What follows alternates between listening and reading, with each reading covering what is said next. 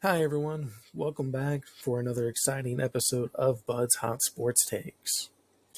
I'm Bud, coming back to you again, of course, with the episode. This is my show.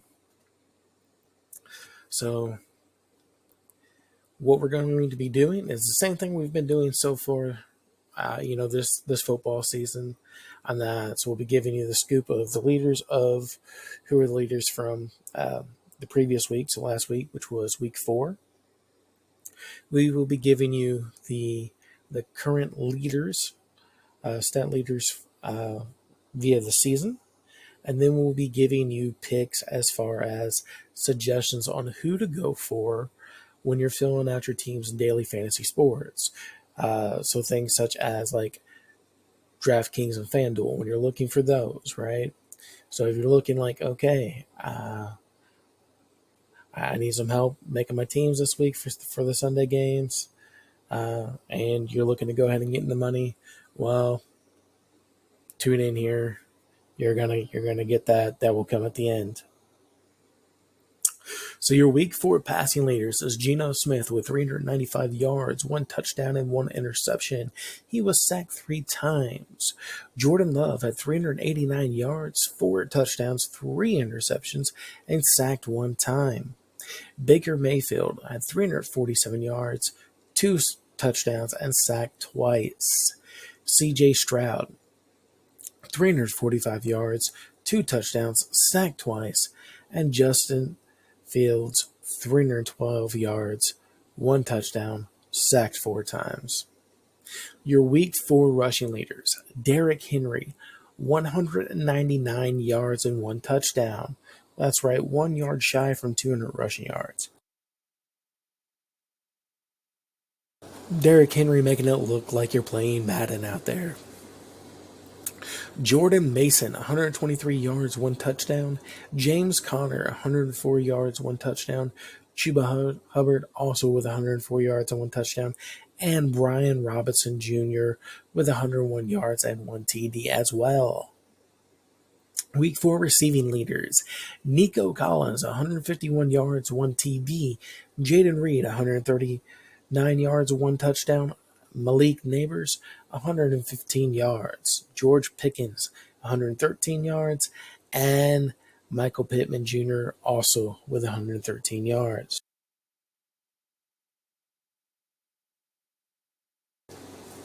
Your season leaders in those categories, minus any player on the Falcons and the Buccaneers, as they've played an extra game so far since they just played Thursday. So your season leaders are as follows. Passing, Geno Smith with 1,182 yards, 4 touchdowns, 4 interceptions. Brock Purdy with 1,130 yards, 5 TDs, 2 interceptions. Dak Prescott, 1,072 yards, 6 touchdowns, 2 interceptions. C.J. Stroud, 1,054 yards, 6 TDs, and two interceptions as well. And Jared Goff, 1,015 yards, 5 touchdowns, and 4 interceptions. Rushing, Derrick Henry, 480 yards, 5 touchdowns, and 1 fumble. Jordan Mason, 447 yards, 3 TDs, 1 fumble as well. Saquon Barkley, 435 yards, 4 TDs. Alvin Kamara, 362 yards, 5 touchdowns. And Jonathan Taylor with 349 yards and 4 TDs. Receiving, Nico Collins with 489 yards and 2 touchdowns. Malik Neighbors, 386 yards and 3 TDs. DK Metcalf, 366 yards, 2 touchdowns, 1 fumble. Jawan Jennings, 364 yards, 3 TDs. And Justin Jefferson with 358 yards and 4 touchdowns. Now, the moment you all have been waiting for. Who to pick for your teams come Sunday. Quarterback, Brock Purdy, He's second in yards with 1,130 yards, 5 touchdowns, and 2 interceptions, and is going against an Arizona Cardinal defense that is giving up over 200 yards per game to passing. Your honorable mention is Joe Flacco. You're about to hear why. You're like, oh, he's a backup quarterback. He would actually be my recommended for this week. He's not my recommended, but in my honorable mention, you're about to find out why that is. When he came out, and he rocked it. Same way as like last year, whenever he rejoined the NFL, because the Browns needed a quarterback, so they brought him aboard. And he rocked it. In the NFL, he showed I want to say that was 4 weeks, and every single one of those weeks, he was pretty much leading the NFL. For those 4 weeks. So, and then he came out right where he left off, basically. Last week, Anthony Richardson got hurt. He came out there and dominated. Anthony Richardson went back in, got hurt again, and he had to go back out there again, which is, it's hard enough for a guy on the sidelines, as especially a quarterback, because you're not really expecting to go out there, but you're ready, right? As ready as you can be. But it's not easy to go out there, during the game when you haven't started and you're not starting, to go out there and take over the game. It's not easy to do that. It's even more difficult to do that whenever you've done that. The starter goes back in, gets injured again, and you have to go back out there again just to re-get your best self back into that mindset. Very difficult thing to do, but he did it. Anthony Richardson got hurt again, and he went back out there in the same game and dominated. So, I mean, that's big reason why he's my. If Anthony Richardson if he has to sit out, and Joe Flacco is a starter, then Joe Flacco this week is probably going to be your week 5 passing leader in yards and going to have a monster game. Because not only has he been dominating game after game, after basically nobody picking him up, so like forced retirement, which the guy was a Super Bowl winner, right? But then gets picked up, dominates, huge quarterback draft class, doesn't get a starting gig anywhere, has to play backup again, and goes out there and dominates. But this week the Colts are playing the Jaguars, who are giving up almost 300 yards, in the passing game per opponent, which is insane this day and age to be giving up that high of an average per game. So really weak secondary. So I would definitely expect him to exploit that. So, keep your eyes out and your eye on the depth chart. Right now, Richardson, he's still has questionable status. If he doesn't play, and Joe Flacco is the starter, put him in. Like, even if you're just want to check daily and just to see if, for updates, like, okay, is he the starter? Is he the starter? Is he the starter? But not put him in because you don't want to take the chance of forgetting to check and then he doesn't start and you don't get any points in that position. I get it. I get it. Either way, whether you put him there and you're checking, or you don't put him, but you check to see if he's the starter. If he starts, doesn't matter what, doesn't matter if it's DraftKings, doesn't matter if it's FanDuel, pick him up. He's going to be cheap, and he's going to dominate and have a huge week. He's just an honorable mention because it's unknown whether he starts or not. And unlike other positions, if you don't start the game at quarterback, usually you don't wind up getting in the game. So,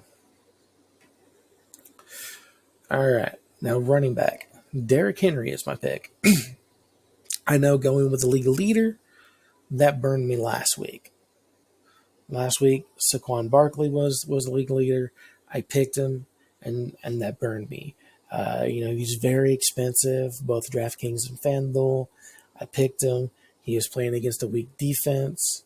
Should have been his, but it's not his fault. The Eagles, they got dominated early. When you're a running back, and you have a huge point deficit, so your team needs to score a lot of points quickly, they don't run the ball as much. He got 10 carries, and he averaged 8.4 yards per carry. So he still got 84 yards, so he was close to 100. Only got to work with 10 carries. He definitely did his job. He just didn't get the amount of carries I was expecting him to get, and he didn't get to take over the game like I figured he would. Because the quick scoring by the other team, and yeah, that was that. But we're gonna go with the league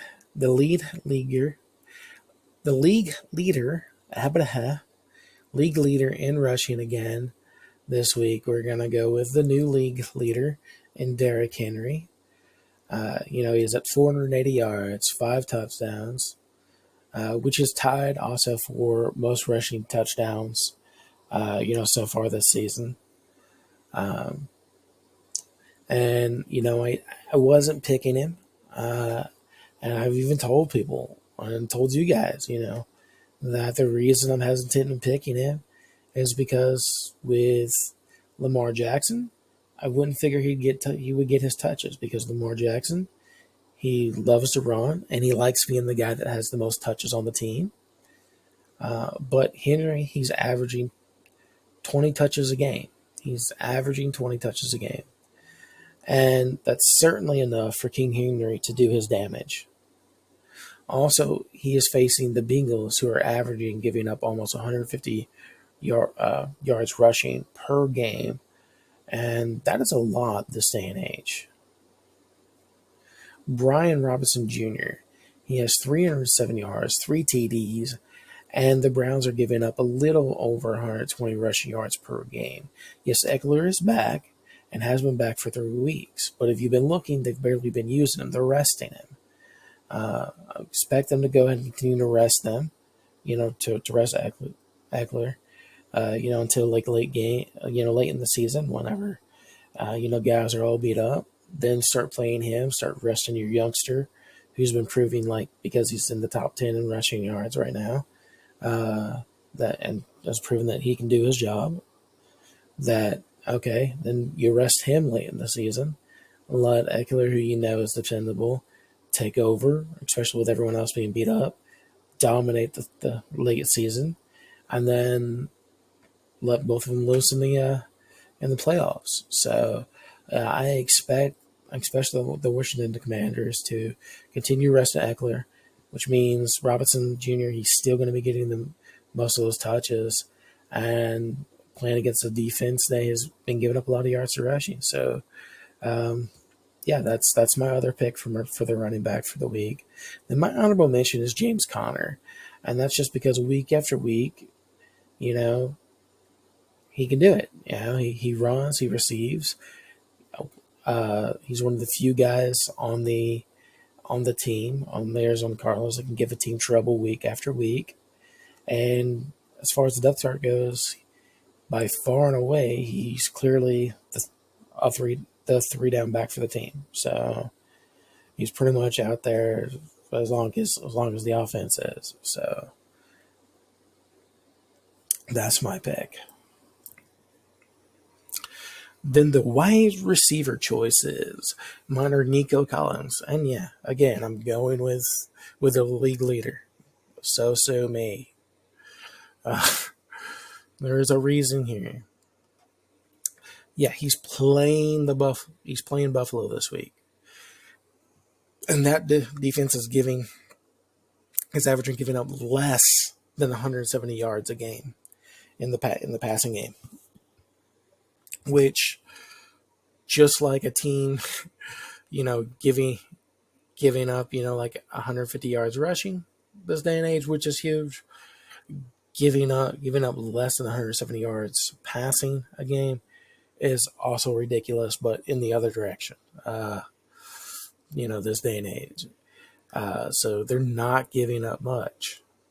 But not only is Nico Collins your league leader, he's leading the second person by 103 yards. He has 103 yards more than the person in second so far this season. And he's burning teams week after week. And he's only played 4 weeks, right? There's only been 4 weeks played. Only been 4 full weeks played. So he's leading the league by 103 yards, and there's only been 4 weeks played. I mean, that's huge. Malik Nabers, yeah. He hasn't been a stud when it comes to putting the ball in the end zone, but he gets a plethora of opportunities. He is by far the most targeted guy on the field, on the team. But not only that, by far, he's also the most targeted guy in the NFL. He has about 10 more targets than the second guy, almost. I think it's 8 actually, but off the top of my head. But that's huge. Again, there's only been 4 weeks. And he backs it up by averaging almost 100 yards a game. Michael Pittman Jr. He's playing against a soft defense. Whichever QB, Richardson or Flacco, especially if it's Flacco, leads the game, and he gets his target, does damage.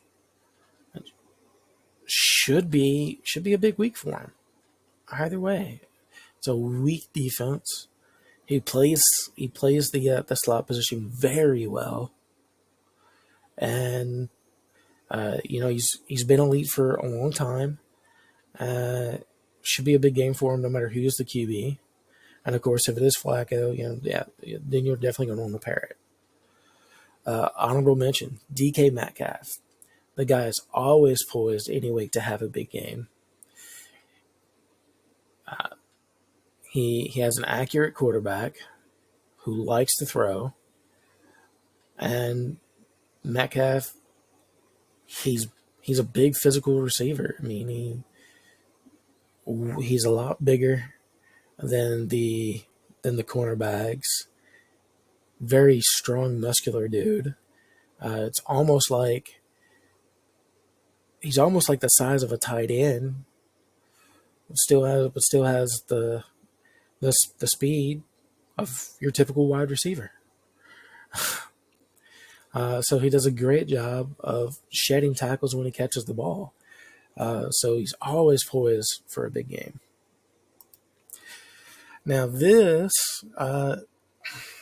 is going to be a position that just this year has just not been that great, and we're going to talk about that too. But tight end recommendation. I like Brock Bowers. So I'm still going to pick him. If I have to choose somebody, I'm going to choose him, and there's a reason for it. Even though the last 2 weeks he hasn't gotten the ball much, I mean, if you combine them together, weeks 3 and week 4, less than 10 targets. And in the first two, he was double digits both weeks in targets. So it's definitely dropped off, but it's dropped off for good reasons. Teams are starting to double and triple team the rookie tight end. But he's still catching like pretty much everything that is thrown in his vicinity. So, ride the guy. Keep throwing him the ball. As long as he's moving the ball forward, right?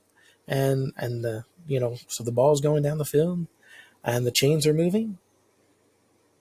If he double or triple team, but the guy is still catching the ball and making plays, keep giving him his looks. Keep giving him his targets. Keep tossing it that way. I mean, he's still making the opportunities you give him work. He's still catching it. He's still making plays. So keep throwing it that way. My honorable mention is, in this case, is just find one that fits your cap room. Go with the suggestions that I've made and find a tight end that you can still, that you have the cap room for left, and just pick them, because it's pretty much a toss up on what you're going to get as far as tight end goes this year, because there's no one or two guys that have been like, okay, it's every week this guy's putting up tons of yards, or this guy, he's getting you a touchdown every week, or 2 touchdowns a week. There's not been one tight end so far this season yet who has just stepped up and been like, I'm the guy. Like I said, it started off Brock Bowers.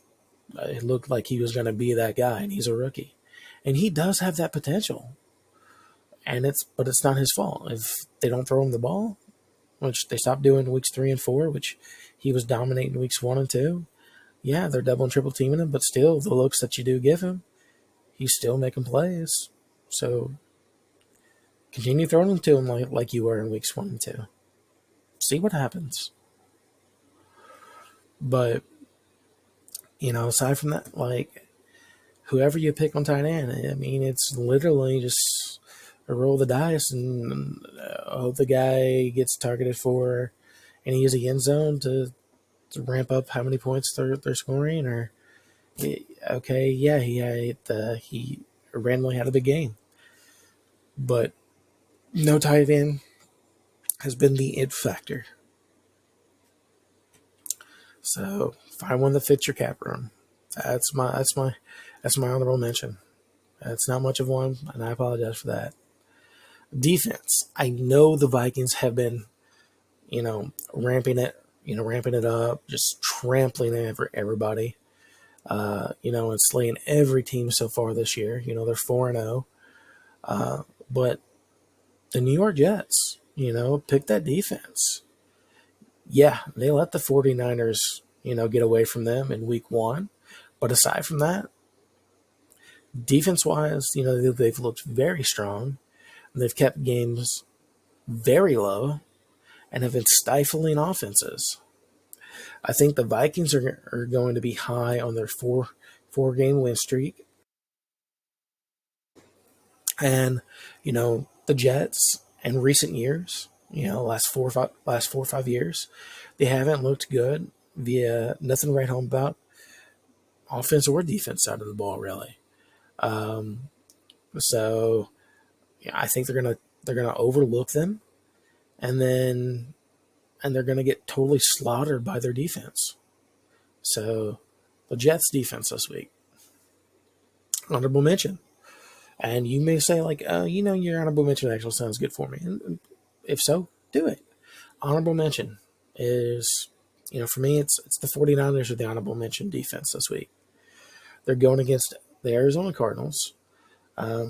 And then the Arizona Cardinals, they just don't have enough different offensive weapons to really contend with a defense as strong and well-rounded as the 49ers defense is.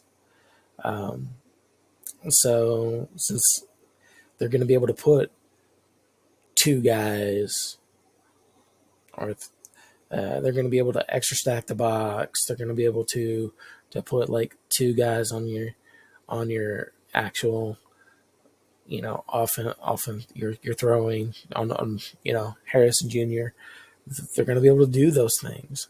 They're going to stack the box. They're going to play a man zone secondary. In other words, put a guy, but then have your safeties play a zone, so that way if he starts getting past, he's going to have two guys on him deep. So yeah, the 49ers should look like a really strong defense this week for points. All right. Well, thank you for tuning in to Bud's Hot Sports Takes. Thanks for tuning in to another episode. And again, I am Bud. I just want to thank you guys for tuning in.